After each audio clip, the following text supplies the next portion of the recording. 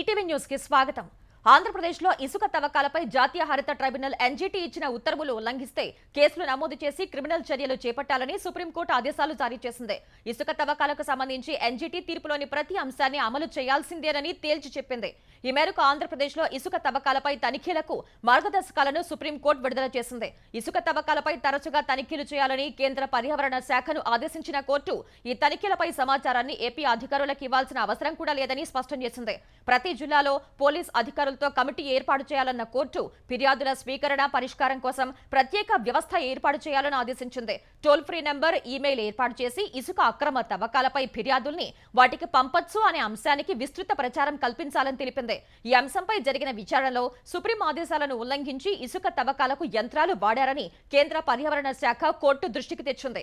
ఈ దశలో కేంద్ర అధికారులు గుర్తించిన మైనింగ్ ప్రదేశాల వివరాలను ఏపీ ప్రభుత్వానికి ఇవ్వాలన్న కోర్టు ఆయా ప్రదేశాలను కలెక్టర్లు తనిఖీ చేయాలని తెలిపింది. జూలై 9లోపు ఆదేశాల అమలుపై అఫిడవిట్లు సమర్పించాలని కేంద్రం సహా ఏపీ ప్రభుత్వాన్ని ఆదేశించింది. తదుపరి విచారణ జూలై 15కు వాయిదా వేసింది.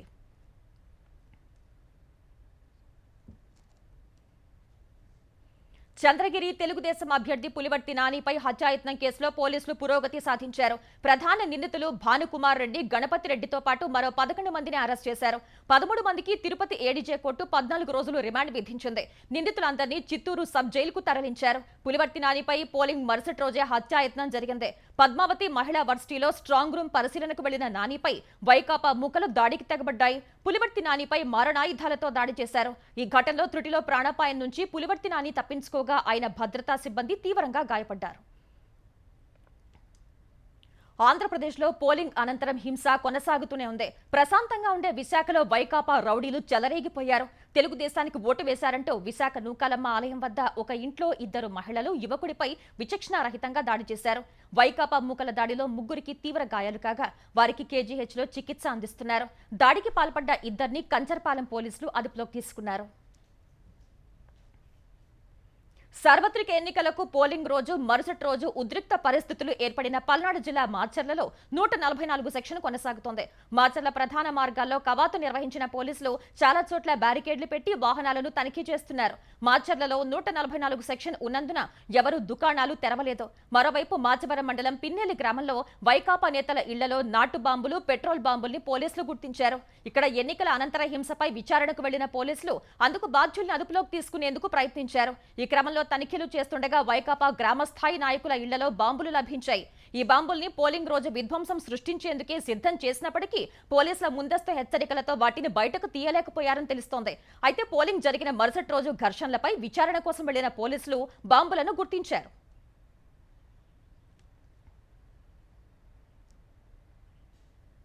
ఆంధ్రప్రదేశ్లో 2019 కంటే ఈసారి వైకాపా ఎక్కువ స్థానాలు సాధిస్తుందని ఆ పార్టీ అధినేత ముఖ్యమంత్రి జగన్ విశ్వాసం వ్యక్తం చేశారు. మళ్లీ అధికారంలోకి వస్తామని చెప్పారు. విజయవాడ బెంచ్ సర్కిల్లోని కార్యాలయంలో ఐపాక్ సభ్యులతో జగన్ సమావేశమయ్యారు. పోలింగ్ అనంతరం ఎన్నికల ఫలితాలపై తొలిసారి స్పందించారు. ఏపీలో వైకాపా ప్రభంజనం సృష్టిస్తుందన్న జగన్ ప్రశాంత్ కిషోర్ ఆలోచించలేనని సీట్లు వస్తాయన్నారు. ఏడాదిన్నరగా ఐపాక్ టీం చేసిన కృషి గొప్పదని మెచ్చుకున్నారు. ఈ ప్రయాణం ఇలానే కొనసాగుతుందన్నారు.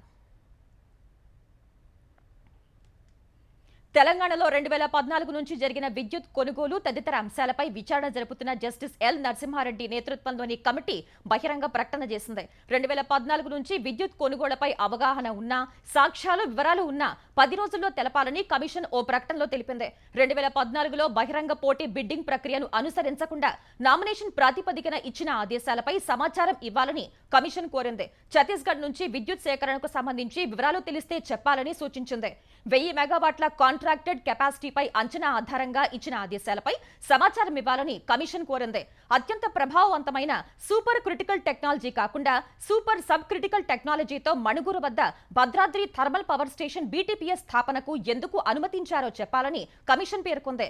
2 ఏళ్లలో పూర్తి చేయాల్సిన ప్రాజెక్టును 7 ఏళ్లు తీసుకున్న కారణాలపై వివరాలు ఉంటే తెలపాలని కమిషన్ తన ప్రకటనలో పేర్కొంది. ఈ వివరాలను ఈమెయిల్ లేదా పోస్ట్ ద్వారా తెలపాలని కోరింది. రైతు హక్కులు హామీల సాధనకు తెలంగాణ వ్యాప్తంగా భారాస శ్రేణులు నిరసన కార్యక్రమాలు చేపట్టాయి. వడ్లకు 500 రూపాయల బోనస్, మద్దతు ధర కల్పించాలని రైతులతో కలిసి ఆందోళన చేశారు. అకాల వర్షాల కారణంగా తడిసిన ధాన్యాన్ని కొనుగోలు చేయాలని మంచిర్యాల, పెద్దపల్లి, నల్గొండ, సిద్దిపేటలో భారాస కార్యకర్తలు ధర్నాలు చేశారు. రోడ్లపై బైఠాయించి ప్రభుత్వం వెంటనే ధాన్యం కొనుగోలు చేపట్టాలని డిమాండ్ చేశారు. రైతు వ్యతిరేక విధానాలకు నిరసనగా Jagtial MLA doctor Sanjay Kumar Jagtial RDO కార్యాలయం ఎదుట ఆందోళన చేశారు. సీఎం హోదాలో ఉండి రేవంత్ రెడ్డి మాట మార్చారని మండిపడ్డారు. మేడ్చల్లో మాజీ మంత్రి మల్లారెడ్డి ఆధ్వర్యంలో నిరసన ప్రదర్శన నిర్వహించారు. ఢిల్లీ మద్యం విధానానికి సంబంధించిన ఈడీ నమోదు చేసిన కేసులో భారాస ఎమ్మెల్సీ కవిత ఢిల్లీ హైకోర్టులో బెయిల్ పిటిషన్ దాఖలు చేశారు. అటు ఇదే మద్యం విధానంలో సీబీఐ నమోదు చేసిన మరో కేసులో ఆమె కోర్టును ఆశ్రయించారు. ఈ రెండు కేసుల విచారణను కోర్టు ఈ నెల 24కు వాయిదా వేసింది. ప్రస్తుతం కవిత తిహార్ జైల్లో విచారణ ఖైదీగా ఉన్నారు. అనునిత్యం ప్రజలను గమ్యస్థానాలకు చేరుస్తున్న ఆర్టీసీ బస్సులపై దాడులను సహించేది లేదని టీఎస్ఆర్టీసీ ఎండీ సజ్జనార్ స్పష్టం చేశారు. హైదరాబాద్ శివారు రాచలూరు గేట్ వద్ద టీఎస్ఆర్టీసీ బస్సుపై జరిగిన దాడిని సజ్జనార్ సామాజిక మాధ్యమం ఎక్స్లో ఖండించారు. కొందరు దుండగులు ద్విచక్ర వాహనాలపై వచ్చి దాడి చేశారని, అదృష్టవశాత్తు బస్సులోని ప్రయాణికులకు ఏం కాలేదని తెలిపారు. ఈ ఘటనపై మహేశ్వరం ఠాణాలో ఫిర్యాదు చేసినట్లు తెలిపిన సజ్జనార్ బాధ్యులపై చట్టరీత్యా చర్యలు తీసుకుంటామన్నారు. బస్ డ్యామేజీ ఖర్చుల్ని బాధ్యుల నుంచి వసూలు చేస్తామని తెలిపారు. దేశంలో పౌరసత్వ సవరణ చట్టం ద్వారా పౌరసత్వం ఇచ్చే ప్రక్రియ మొదలైందని ప్రధాని నరేంద్ర మోదీ తెలిపారు. ఈ చట్టంపై అసత్యాలు ప్రచారం చేసి దేశంలో అల్లర్లు సృష్టించేందుకు కాంగ్రెస్, సమాజ్వాదీ పార్టీలు ప్రయత్నం చేసినట్లు ఆరోపించారు. శరణార్థుల్ని కాంగ్రెస్ నిర్లక్ష్యం చేసిందని ఉత్తరప్రదేశ్ ఆజంగఢ్ లో నిర్వహించిన ప్రచార సభలో మోదీ ఆరోపించారు. కాంగ్రెస్, సమాజ్వాదీ పార్టీలు వేర్వేరు అయినప్పటికీ వారి దుకాణం ఒక్కటేనని చెప్పారు. ఆ దుకాణంలో అసత్యాలు, బుజ్జగింపు రాజకీయాలు, అవినీతికి పాల్పడతారని ఆరోపించారు. ప్రతిపక్షాలు ఈసారి బుజ్జగింపు రాజకీయాల డోస్ను మరింత పెంచాయన్న మోదీ ఉత్తరప్రదేశ్లో భాజపా ప్రభుత్వం అధికారం చేపట్టాక గూండారాజుకు ముగింపు పలికినట్లు తెలిపారు. సెక్యులరిజం పేరుతో ప్రతిపక్షాలు చేస్తున్న బుజ్జగింపు రాజకీయాల ముసుగును తొలగించినట్లు ప్రధాని మోదీ చెప్పారు. రిజర్వేషన్ల విషయంలో భాజపాపై ప్రతిపక్షాల విమర్శలు కొనసాగిస్తూనే ఉన్నాయి. భాజపా అధికారంలోకి వస్తే రాజ్యాంగాన్ని మార్చడం సహా రిజర్వేషన్లను రద్దు చేస్తుందని ఢిల్లీ ముఖ్యమంత్రి అరవింద్ కేజ్రీవాల్ పునరుద్ఘాటించారు. భాజపా నేతలు రిజర్వేషన్లకు ఎప్పుడూ వ్యతిరేకమేనని ఆయన ఆరోపించారు. సమాజ్వాదీ పార్టీ అధ్యక్షుడు అఖిలేష్ యాదవ్ తో లక్నోలో నిర్వహించిన ఉమ్మడి మీడియా సమావేశంలో కేజ్రీవాల్ మాట్లాడారు. 2025 సెప్టెంబర్ 17 నాటికి ప్రధాని మోదీకి 75 ఏళ్లు నిండుతాయని, అప్పుడు కేంద్ర హోంమంత్రి అమిత్ షాను ప్రధానిని చేస్తారని కేజ్రీవాల్ ఆరోపించారు. ఈసారి భాజపాకు 220 సీట్ల కంటే తక్కువే వస్తాయని కేజ్రీవాల్ తెలిపారు. జూన్ 4న ఇండియా కూటమి ప్రభుత్వం ఏర్పడుతుందని ఆశాభావం వ్యక్తం చేశారు. కర్ణాటకను కుదిపేస్తున్న హాసన్ లైంగిక దౌర్జన్యం కేసులో కీలక నిందితుడు ఎంపీ ప్రజ్వల్ రేవణ్ణ ఆచూకీ దొరక్క ప్రత్యేక దర్యాప్తు బృందం సిట్ తలలు పట్టుకునే పరిస్థితి వచ్చింది. ఈ వ్యవహారం బయటకు రాగానే విదేశాలకు పారిపోయిన ప్రజ్వల్ గత రాత్రి బెంగళూరుకు వస్తారని భావించినప్పటికీ ఆయన చివరి క్షణంలో తన విమాన టికెట్ రద్దు చేసుకున్నారు. ఇదే కేసులో తన తండ్రి, మాజీ మంత్రి హెచ్డి రేవణ్ణకు జామీను లభించడంతో ప్రజ్వల్ బెంగళూరుకు వస్తారని భావించిన సిట్ అధికారులు కెంపేగౌడ అంతర్జాతీయ విమానాశ్రయంలోనే చాలాసేపు వేచి చూశారు. చివరి క్షణంలో ఆయన తన టికెట్ రద్దు చేసుకోవడంతో వెనుతిరిగారు. మరోవైపు ఈ కేసు దర్యాప్తును సీబీఐకి అప్పగించాలని డిమాండ్ పెరుగుతోంది. నిందితుడిని తక్షణమే అరెస్ట్ చేయాలంటూ 100 మందికి పైగా సాహితీవేత్తలు కర్ణాటక ముఖ్యమంత్రి సిద్ధరామయ్యకు లేఖ రాశారు. భారత స్టార్ ఫుట్బాల్ ఆటగాడు సునీల్ ఛెత్రి ఆటకు రిటైర్మెంట్ ప్రకటించాడు. ఫిఫా ప్రపంచ కప్ లో జూన్ 6న కువైట్తో జరిగే క్వాలిఫైయింగ్ మ్యాచ్ తర్వాత అంతర్జాతీయ ఫుట్బాల్ నుంచి తప్పుకోనున్నట్లు తెలిపాడు. ఈ మేరకు సామాజిక మాధ్యమం ఎక్స్లో పోస్ట్ పెట్టాడు.